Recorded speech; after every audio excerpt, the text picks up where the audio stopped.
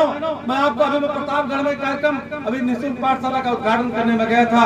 मैंने वहाँ भी अपील किया लोगों से, और आप लोगों से अपील करता हूँ, खास करके सुल्तानपुर के बाहर से जो हमारे शिक्षक साथी बलराम निषाद जी आए, पुरुषोत्तम निषाद जी आए हैं, टीचर हैं आप बलरामपुर में, आपसे मैं निवेदन करूंगा, हमारे अमेठी के साथी आए हैं और जो साथी हमारे संपर्क में हैं, हमें चाहते हैं कि इस तरह का कार्य और कार्यक्रम सभी जनपदों में किया जाना चाहिए, और आने वाले समय में वीरांगना फूलन देवी का यह दिन 14 फरवरी का सबको जो है यादगार के रूप में, मेले के रूप में मनाया जाए, खुशी के रूप में मनाया जाए, ऐसा हम अपेक्षा करते हैं, उम्मीद करते हैं और अपील करते हैं। मेरे भाइयों बहनों, हमारे लोग घरों में पता नहीं किसकी किसकी फोटो लगाती हैं, हमारी माताएं बहनें पता नहीं किसकी किसकी फोटो लगाती हैं। मैं दावे के साथ कहता हूं, वीरांगना फूलन देवी की फोटो घर में लगा लीजिए। कोई भी दुराचारी, कोई अन्याय अत्याचारी आपके दरवाजे पर आपकी तरफ नजर उठा के नहीं देखेगा।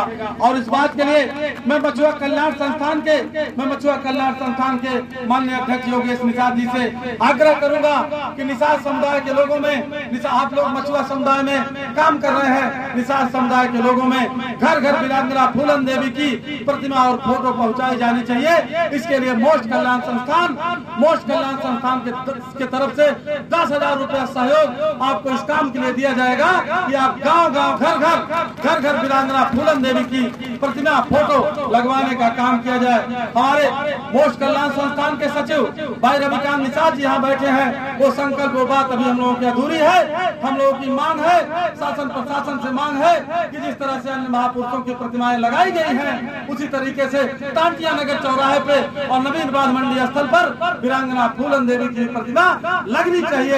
यह मांग हम लोग करते हैं, और ये मांग तब तक करते रहेंगे जब तक हमारी मांग पूरी नहीं हो जाएगी। और आज नहीं तो कल हमारे परम आदरणीय खेमे प्रसाद निषाद गुरु जी बैठे हैं। बहुत दिनों तक संघर्ष किया आपने, तो बाढ़ मंडी जो है आई। जब भी कोई किसी काम के लिए संघर्ष किया जाएगा तो निश्चित आएगा, आज नहीं होगा, आने वाले समय में होगा। लेकिन ये मांग जिंदा रहनी चाहिए, ये मांग हमेशा मांगी जाती रहनी चाहिए कि हमारे और लोगों के लिए सब कुछ किया जा रहा है। वीरांगना फूलन देवी की प्रतिमा गांव-गांव लगनी चाहिए। आप लोग सोचते हैं, कुछ लोग तर्क करते हैं कि वीरांगना फूलन देवी की प्रतिमा लगने से क्या होगा।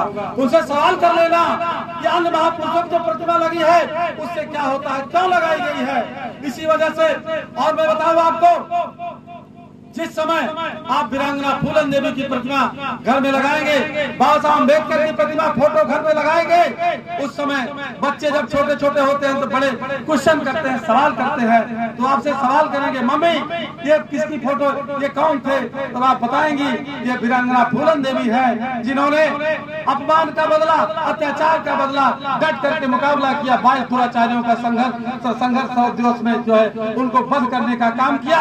वो बच्चे भी हमारे ताकतवर हो गए, बच्चों में हमारे हिम्मत पैदा होगी कि अगर हमारे समाज में पैदा हुई वीरांगना फूलन देवी ने अत्याचार और अपमान को नहीं सहा है, तो हम भी अत्याचार और अपमान को नहीं सहेंगे। और बाबा साहब अम्बेडकर कहते हैं कि अत्याचार करने वाले से ज्यादा गुनाहगार अत्याचार सहने वाला होता है। इसलिए हमको अत्याचार सहना नहीं चाहिए, हमको अत्याचार नहीं सहना चाहिए। हमको बाबा साहब अम्बेडकर की फोटो लगाइए आप घर में, बच्चे पूछेंगे, आप बताएंगी ये वही बालक बाबा साहब अम्बेडकर जिनको बचपन में भीमा कहा जाता था और कभी अछूत के नाम पर क्लासरूम से बाहर बैठाया जाता था, लेकिन शिक्षा के दम पर, पढ़ाई के दम पर सिंबल ऑफ नॉलेज कहे गए।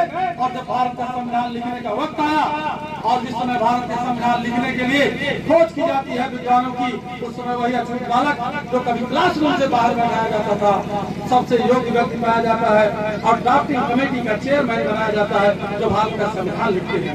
तो बच्चों में एक उत्सुकता पैदा होगी कि अगर अछूत वो बालक पढ़ लिख करके इस लायक हो सकता है तो हम लोग भी पढ़ लिख करके आगे जा सकते हैं। हमारे लोगों में शिक्षा की जरूरत है, शिक्षा के प्रसार की जरूरत है, शिक्षा के महत्व की बताने की जरूरत है। मैं पुनः ये बात, आप बच्चे पढ़े लिखे, आपके बच्चे ज्ञानी हो तो आप बाबा साहब अम्बेडकर की फोटो अपने घर में लगाइए। आप चाहते हैं कि आपके बच्चे शोषण का शिकार न हो, शोषण से जो है संघर्ष करें, आप वीरांगना फूलन देवी की फोटो घर में लगाइए। यही दोनों फोटो आप लगा लीजिए घर में, आने वाली पीढ़ी आपकी जो है आवाज हो जाएगी, विशाल हो जाएगी, वैज्ञानिक विद्वान हो जाएगी, हिम्मती